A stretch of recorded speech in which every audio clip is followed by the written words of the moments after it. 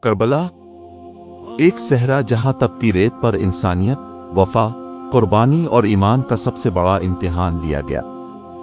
اسی میدان میں ایک ایسا کردار سامنے آتا ہے جو وفاداری کی انتہا بن جاتا ہے، جس نے بازو کٹوا دیے مگر وفا کو ایک پل کے لیے بھی نہ چھوڑا۔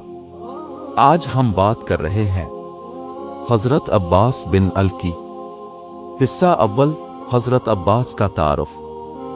حضرت عباس امام اور حضرت الفام ابن کے بیٹے تھے۔ بچپن سے ہی ان میں شجاعت، حق، اطاعت اور وفاداری کا جوہر موجود تھا۔ لوگ ان کو باب الحوائج کہتے تھے اور علمدان کربلا کے لقب سے یاد کرتے تھے۔ ان کی شخصیت نہ صرف جسمانی طاقت میں عظیم تھی بلکہ روحانی طور پر بھی بے مثال۔ حصہ دوم، کربلا کا پس منظر۔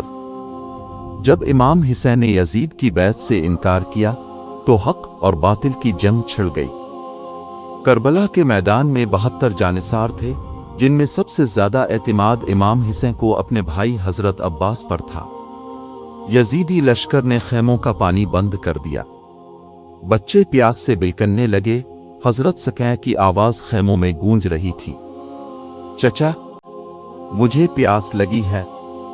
یہ آواز حضرت عباس کے دل کو چھید گئی۔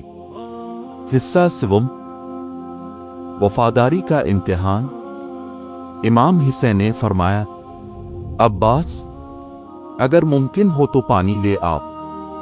حضرت عباس نے بغیر ایک لمحہ سوچے اپنے آپ کو اللہ کے سپرد کیا اور مشکیزہ ہاتھ میں لیا۔ اپنے گھوڑے پر سوار ہو کر نہر فرات کی طرف پیش قدمی کی۔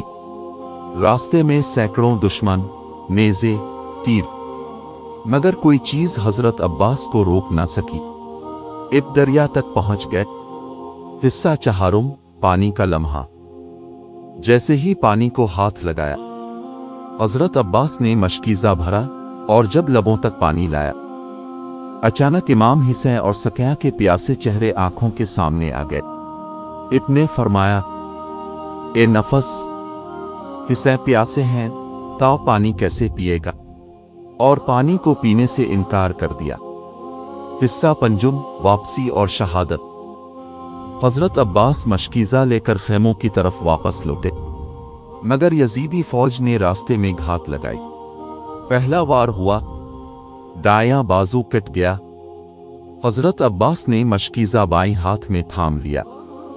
دوسرا وار ہوا، بایاں بازو بھی کٹ گیا، مگر ابن نے مشکیزہ کو اپنے دانتوں سے تھام لیا۔ آخر میں دشمن نے عمومی خیمہ سے سر پر وار کیا۔ حضرت عباس زمین پر گر پڑے۔ آواز دی، آخا ادن کا اخے آکے، اے بھائی حسین، اپنے بھائی کو تھام لو۔ حصہ ششم، بھائی کی آخری ملاقات۔ امام حسین دوڑتے ہوئے آئے۔ عباس کی حالت دیکھ کر زمین لرز گئی۔ حضرت عباس نے امام حسین کا ہاتھ تھاما اور فرمایا، بھیا، مجھے خیمے نہ لے جانا، میں سکینہ کو خالی مشک کے ساتھ واپس جاتا ہوا نہیں دیکھ سکتا۔